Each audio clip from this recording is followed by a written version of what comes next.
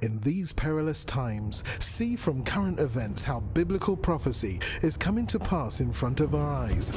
You're watching In the Last Days, the program that looks at Israel and the end times with teaching from a Hebraic perspective. With Martin and Natalie Blackham, thank you to our friends and partners who make this program possible. Now, here's Martin and Natalie. Shalom, dear friend. It's wonderful to be with you. This is In the Last Days TV program. My name is Natalie Blackham, and it's a joy to be with you again. We're on the mountain of Jerusalem, and we want to bring you news and information of what's happening here, first of all, in Israel, but also in the world. And today I have my friend Nidra. Shalom, Nidra. Shalom. This is wonderful. We know each other for a few years, Yes. but now it's the first time that we met and we are doing a program. Nidra was born in America. She lives now in France, so we have something in common. And she's a novelist, but with all the things that are happening in the media, she just went into journalism, which is very interesting because we have a similar path. So Nidra came from France. She's been living over there. She's going to speak today to us about what's happening in France, because it's important also to see that what's happening in Israel, there is things with Islam also happening in France, as in the UK, but as both of us, is like we know that the media are not always giving the full picture, and we want to give you a full picture of what's happening and the reality in our countries. So we touch about the UK, we touch now today in France, and it's wonderful. And maybe I will tell you also today, we are very sorry, and we want to bring our condolences to a family who had a little daughter yesterday who was killed by a terrorist in Jerusalem. She was 3 months old. The parents had difficulty to have a child, and she was a joy for them, and she just been snatched by a car who went into her pushchair. So we want you to pray for the family, that they will be comforted, and comforts come from Zion. So now I want you to listen to Nidra. She has a lot of insight of what's happening in France. She's a novelist, so she sees the world not just as a typical journalist, which is great because it can really give us an understanding of where we are and maybe also a bit where we are going. So Nidra, thank you for being here and take the time to be with me. It's such a great pleasure, Natalie. And your introduction is perfect. I feel so sorry for the family. I understand that it's an American family that was visiting. Yes. And you specified something that I imagine, that the driver of the car aimed directly at the baby in the stroller. Yes. Of course, you know that if it were the other way around, and a Palestinian child had been killed that way, deliberately, that would have been big headlines. But it's so obvious all around the world. It's so obvious that it's really tiresome for us to make that comparison. But that will lead us very soon into the subject of my book, which is about the faked death of a Palestinian child. Yes. Long Range is the story of the Al-Dura. And the title, Al-Dura, Long Range Ballistic Myth, is that Al-Dura, the father and the son, or the man and the boy, we don't know if it was really his son, could be, they were not targets of gunfire from the Israeli position, as was claimed by France 2 journalist Charles Andelin. And this was in 2000? 2000, September 30th, 2000. They were a form of warfare directed at Israel and at the Jews, and it worked. We'll come back to it right away. What I'd like to say, to pick up on your introduction, is that precisely at that time, Israel was accused, and the whole world watched as Palestinians, Shahid, they called them human bombs, suicide bombers. They were Shahids, and they were committing the most horrible atrocities. There was the first big wave of genocidal Jew hatred all over the world as a reaction to the Al-Dura blood libel. And the reaction of the world, instead of saying, this must stop, this kind of atrocity, we know about it, this time it won't happen, the reaction was, yes, but they killed the child.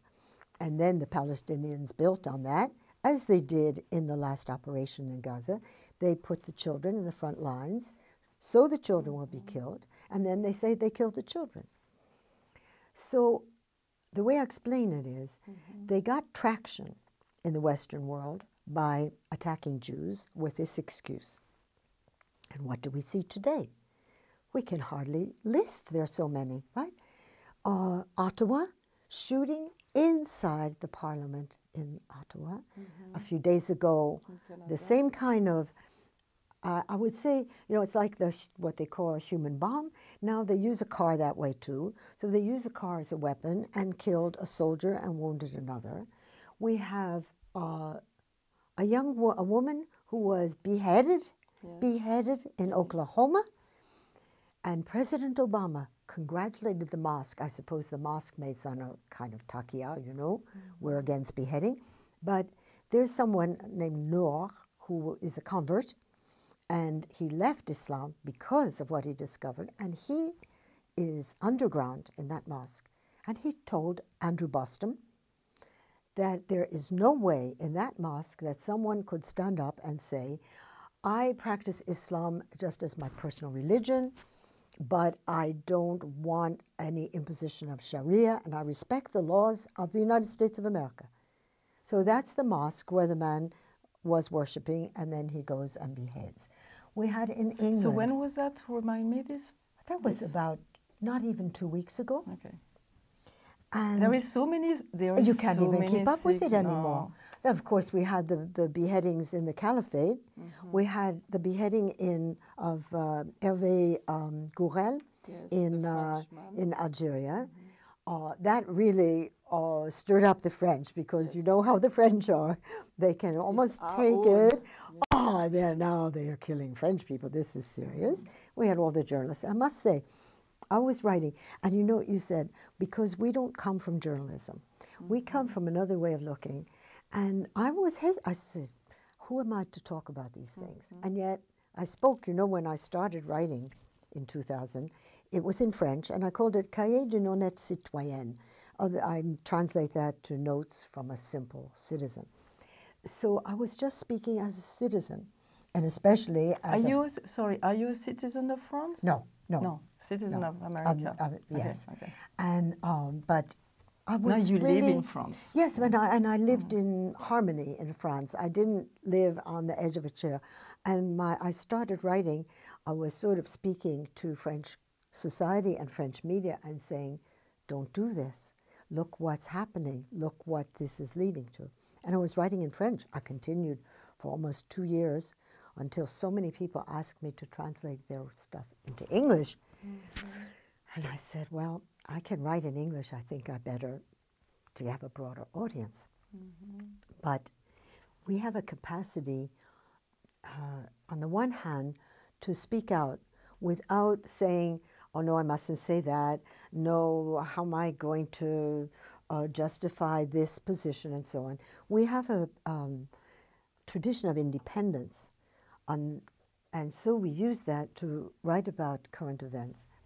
And in mid-June, I believe, I will start to write about Gaza, Israel. It's a whole series of articles, and it will be a small book called Gaza, Israel, Dateline, Paris.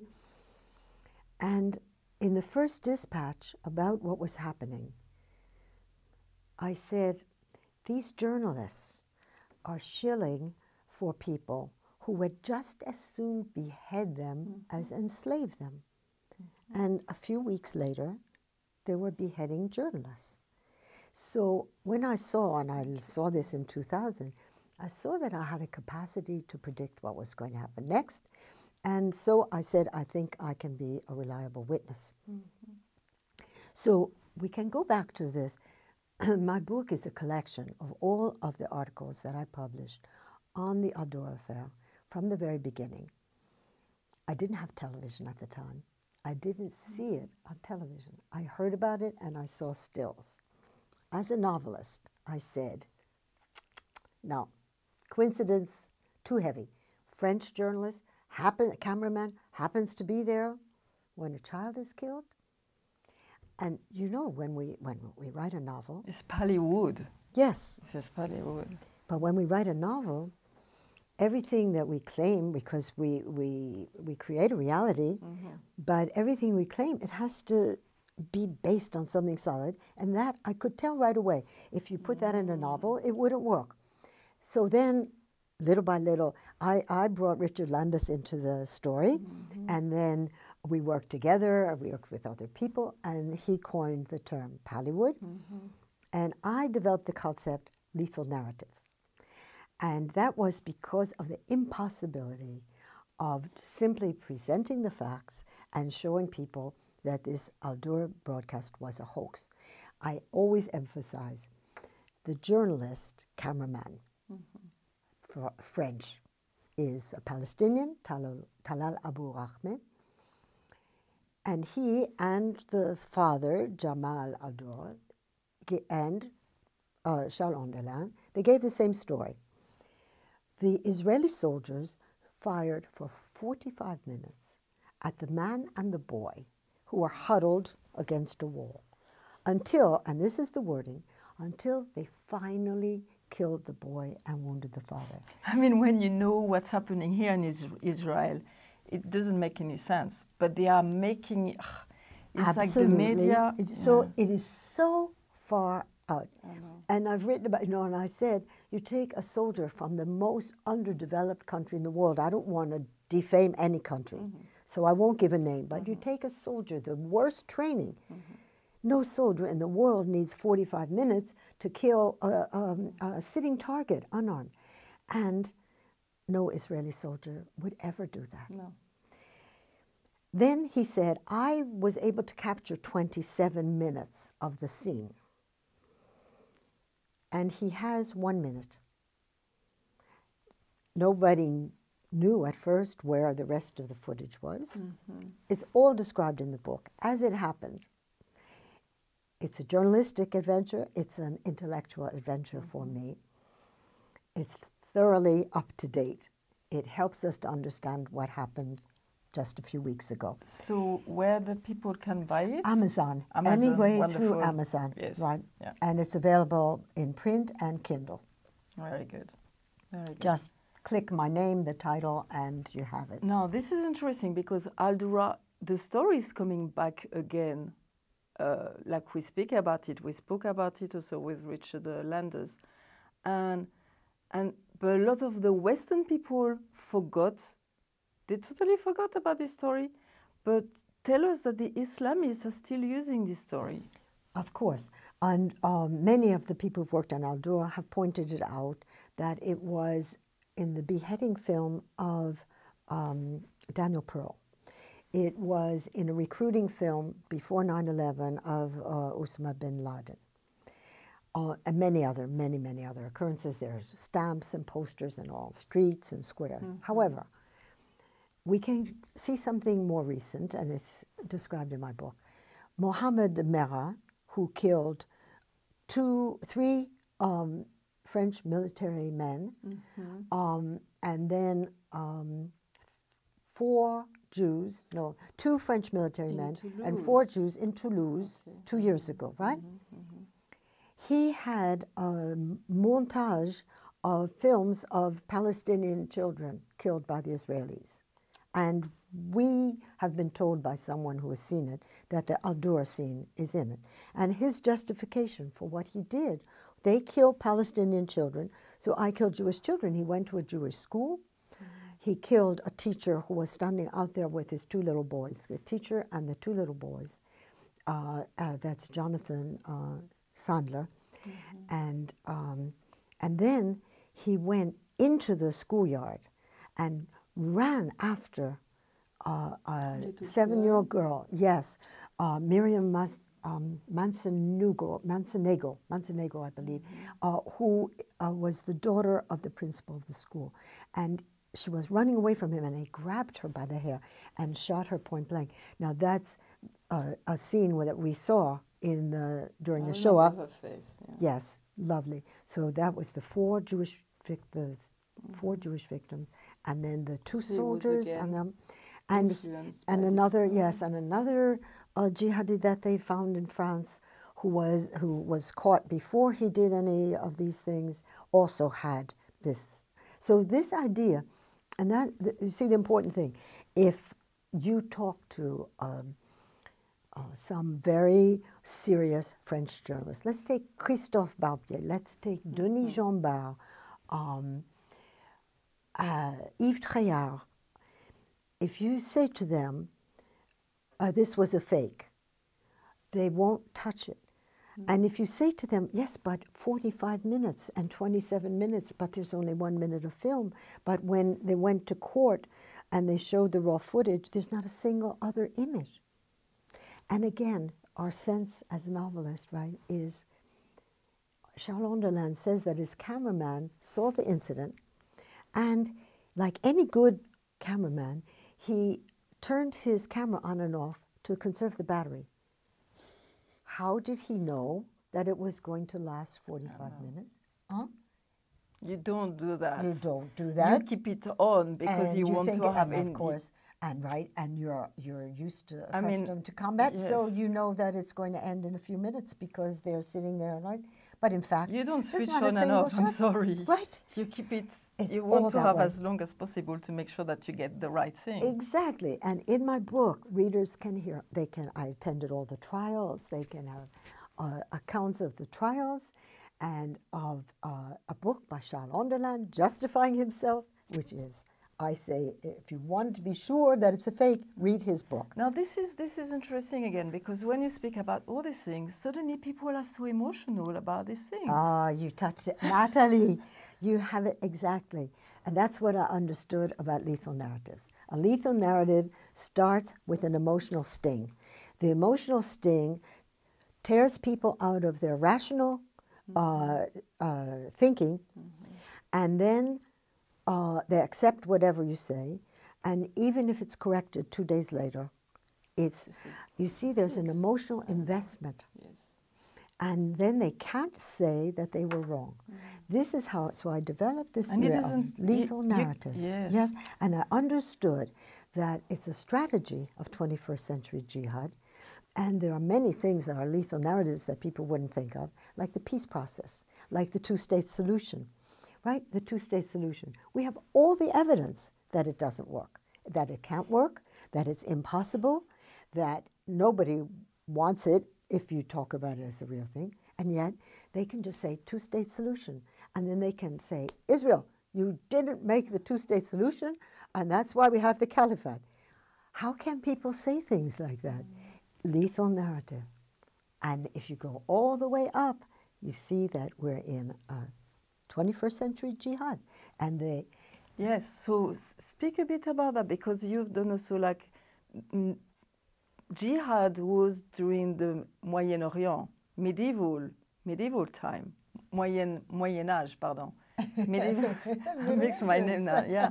Middle Ages. Yes. So, and it's been latent for a long time, and now it's coming back. But people don't have they don't know the history. Don't know anything about it.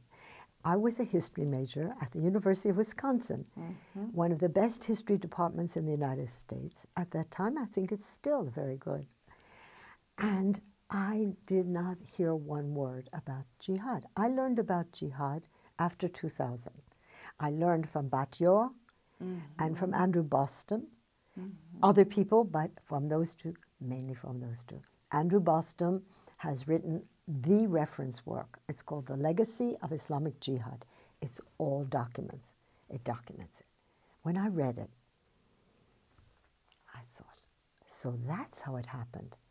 Do people ask themselves why there are more than 1 billion Muslims in the world? Do they ask themselves why Afghanistan is a Muslim country, or Iran, or Libya? And the Middle Ages. Remember, we learned about the Dark Ages. Well, now that I know about jihad, I suspect that that's what darkened the Dark Ages, because this is the main thing. This band of marauders in the Arabian Peninsula went out into the world and conquered developed civilizations all over practically the whole world till they were stopped. And how did they do that? This was during the medieval time. And how did they do that? How were they able to conquer these highly developed civilizations? And so I watch what they're doing today. Their techniques are different and the same. The caliphate is like a replay. It's like a movie, you know, in costumes. A replay of what happened of the jihad conquest. And then you learn and you realize that jihad is an obligation of Islam. And the only time it stops is when the counterforce makes it impossible, which was the colonization. We're told it's so terrible. But the colonization stopped it. And another book, the L'Exil au Maghreb by late David Littman and Paul Fenton, again documents about the way the Jews were treated in the Maghreb, in North Africa, during the whole history. After the Islamic conquest, the Jews were there first, of course. The Muslims came, and they treated the Jews so badly that I tell you, when you read that, you start to think that, like my origins are in Central Europe, maybe it wasn't as bad. What a surprise. And you know the thing about beheading, and you get President Obama and all the European leaders and hundreds of Muslim personalities and say, oh, that's not Islam, that's not Islam. But you read the jihad conquest. Beheading was the name of the game. This is very interesting because when you know, I like to see and understand the things. I mean, like for the people, sometimes you need to have understanding to be able to stand strong. Yes. Because if things are fuzzy, you don't know where to stand. It would work. Exactly. Like Churchill was a very good historian and could see that Nazism was terrible. He could see what was Hitler doing. And he had, fortunately, power after in the UK and was able to go against them. By the way, he knew also about Islam, which was very interesting, Churchill. Yes, yes. But the thing is, he knew his adversary. And now people are so ignorant. The media is not saying what is the adversary for freedom, and is all fuzzy. They don't want to say that Islam is bad. They're taught not to know, yes, even if they see with their own eyes. They can't say it, sorry. The media can't say that. Yes. And what we're saying, so we can see that, but you are doing history, you can see how was the medieval time with jihad, with Islam. We're going into these things. It's a dark age with them again coming, which is very interesting. And again, we're speaking about the media can't say they can't say what's really happening. And now what we're speaking a bit before the program is like you can see rising another type of media who has to be independent, and personalities, people who are starting to say, hey, you know what? This is what really is happening. Do you want to know? I will tell you. Which is you are part of this. But it's easily available. In one of my dispatches about Gaza, I said, never in the history of humanity has so much information been so easily available and so ignored. And a friend of mine said, oh, that sounds very Churchillian. But of course, it's so important for people to understand because that would turn around the whole situation. Yes. I'll give you an example, a recent example of lethal narrative. During the Gaza operation, all over the world, and particularly in Europe and the United States, we had pro-Hamas stampedes with hours of shouting, kill the Jews, slaughter the Jews, slit the Jews' throats, and people actually saying, there's some Jews there, run after them. And the attack on the synagogues, the attacks in Sarcelles against the Jewish shops and pharmacy, and so on. The news reporting was, the lethal narrative was, the Palestinians suffering, look at the rubble. Here's this woman, her house has been bombed. I had nothing to do with the Hamas. It was all totally unjustified. It was all just Palestinian suffering. Hamas didn't exist. The fighters, nobody ever took a shot of the fighters. They couldn't because they get shot back with a gun. And so the narrative was only 64 some Jews were killed and 2,000 Palestinians, and of course they were all civilians, right? Because there are no fighters. Which is not true. It's half-half. Yeah, no. and yes, and probably as we go, it'll get 75-25. Yeah. And then, what was really happening? A bit of jihad conquest of the West, and in Paris, you know, the black flag of jihad, Place de la République, Place de la Bastille. So, seemingly, they were just saying how bad Israel is. Actually, they were making a conquest in Europe, Paris. And even in the United States.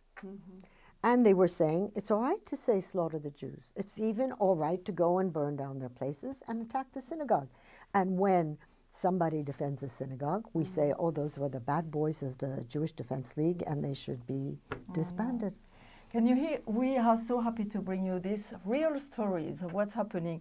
Nidra, thank you for coming. I think we'll carry on speaking again next week because we'll have more stories and it's a long things. Story. Yes, it's a long story.